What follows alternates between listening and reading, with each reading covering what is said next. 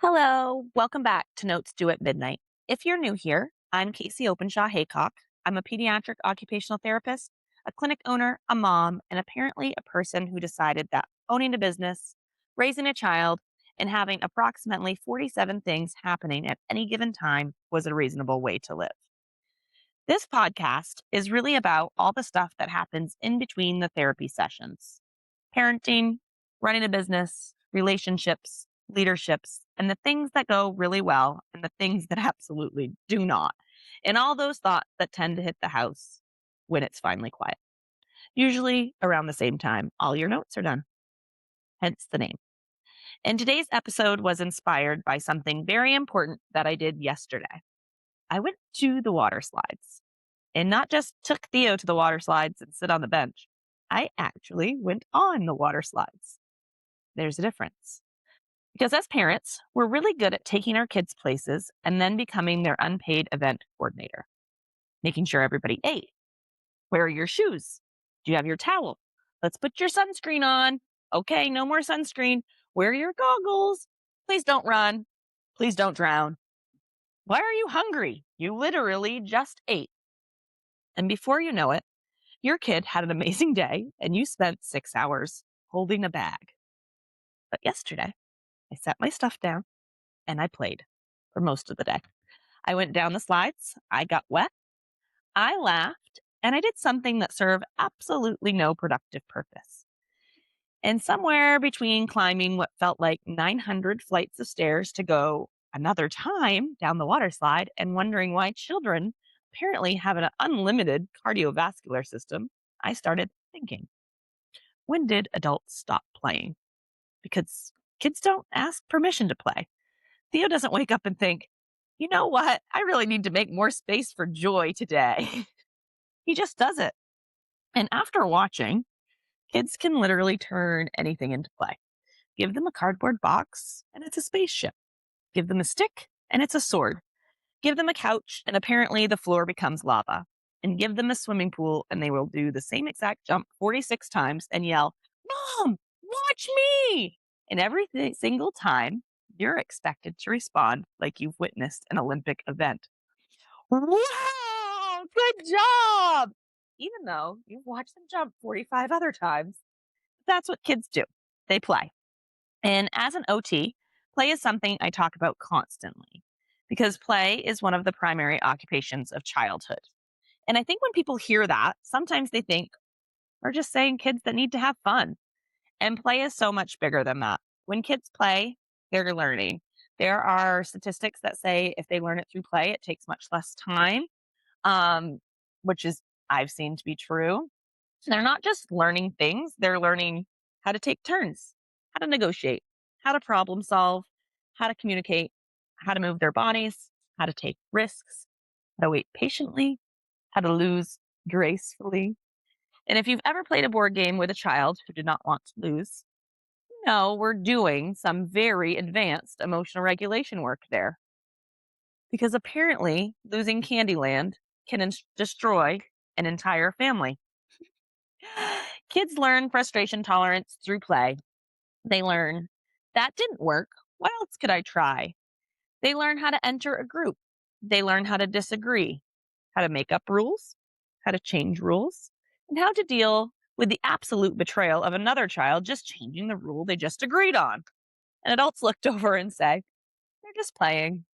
They're not just playing. They're figuring out how to be people and how to be productive, right? Sometimes I worry that we've made childhood so productive that we've accidentally squeezed some of the play out of it. Kids have school. There's less play in school these days. They have sports. Some kids go to therapy. Some kids go to lessons. They have homework, practices, activities, screen time, schedules. And somehow we've managed to schedule un- we unstructured play.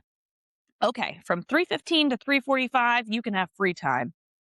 That's pretty structured free time. Kids need time when nobody tells them what to do.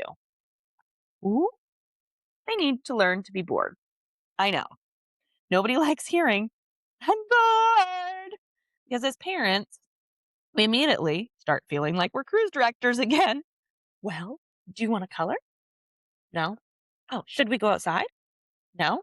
What about Legos? No. Maybe you should read a book. Absolutely not. And eventually, I think the appropriate response becomes, okay, be bored. Because boredom isn't an emergency. Sometimes boredom is the actual beginning of creativity. You don't have to entertain your child every single second of the day. That's exhausting. You don't have to make a Pinterest sensory activity involving 14 ingredients and 3 hours of preparation so your child can dump it on the kitchen floor in 8 seconds, right? Sometimes the therapeutic activity is go outside, figure it out, play. But here's the part I've been thinking about even more. What about us as parents? Because apparently at some point we decided that adults are not supposed to play anymore. Everything we do has to accomplish something. I go for a walk, it's exercise. If I read, I should probably be learning something. If I make something, maybe I could sell it. If I take up a hobby, maybe somebody will eventually tell me I should turn it into a business. We have turned hobbies into side hustles. We've turned movement into calorie tracking. We've turned vacations into itineraries. We've even somehow made relaxing stressful. I'm really trying to prioritize self care. Why am I not now working at relaxing just so I can sit here? Does this need a goal? I play video games. Yes, I am a grown woman with a doctorate who will happily sit down and play Call of Duty with my husband and our friends. And I think it's funny how we rank adult hobbies. Someone can golf for 5 hours, my husband. Oh, that's his hobby. Someone watches football literally all Sunday. He just loves football. Someone goes fishing all day. Good for him. I play a video game for 2 hours and don't you have some things you could be doing? But that's literally the point. I have so many things I could be doing, but I'm choosing to not do them. And I think that's something that adults have forgotten. Play doesn't have to accomplish anything. That's why it's play. And yesterday at the water slides, watching the kids and the adults go down, it reminded me that there's another part of this when you're a parent. Sometimes we're so busy creating the memory for the kid that we forget to be in it too. We're packing the bag, we're taking the pictures, we're holding the towels, we're applying the sunscreen, we're buying and bringing the snacks, we're making sure nobody gets lost, we're watching from the sidelines. And sometimes, maybe you should get in, go down the water slide, jump in the pool, play the game, build the fort, ride the ride, and be absolutely ridiculous. Because your kid isn't going to remember whether you answered all your emails yesterday. He doesn't care if my laundry was folded. He has absolutely no idea how productive I was. All he'll remember is mom went down the water slides with me. And I want that. I work a lot. I have a business that I care deeply about. I have people who depend on me. I have patients, families, and employees and responsibilities. And there's always something that could be done. And someday, I hope Theo understands why I worked as hard as I did. I hope he understands what I was building, but I don't want his childhood memory to be, my mom worked all the time. I want him to remember that I played too. I want him to remember laughing. I want him to remember trips and video games and water slides and ridiculous conversations on the way home. I want him to remember that I got in the pool because our kids are watching us figure out what adulthood looks like. We spend so much time teaching them how to become adults, be responsible, work hard, clean up after yourself, save your money, do your homework, be kind, show up. And yes, all of that matters. But if the only version of adulthood we show them is work, bills, laundry, stress, cleaning, and saying, maybe we can do that later, why would they want to grow up? I want my kid to look at adulthood and think, that looks fun too. And I think adults need play for ourselves, not just for our kids, especially those of us who spend our entire lives taking care of other people. Parents, teachers, therapists, healthcare workers, business owners, caregivers, because we're constantly solving problems, right? Who needs me? Who's upset? What's the problem? What email do I need to answer? Where do I need to be? What did I forget? And sometimes our nervous systems don't need another deep breathing exercise. Sometimes they just need joy. I personally talk a lot about regulation, and regulation doesn't always look like sitting quietly and taking 5 deep breaths. Sometimes regulation is laughing so hard that your stomach hurts. Sometimes it's swimming. Sometimes it's dancing. Sometimes it may be running. Sometimes it's playing Mario. Sometimes it's going down a water slide, even though you're being reminded you're not 8 years old anymore. Movement can regulate us. Connection can regulate us. Laughter can regulate us. And play can regulate us. And that's something I want us to remember for our kids too.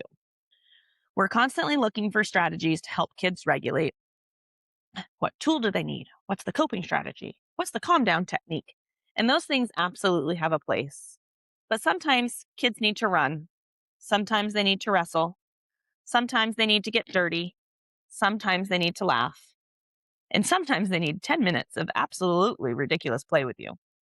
Not every moment needs to turn into a lesson. Sometimes we just need to reconnect. I also think kids need to see adults be bad at things.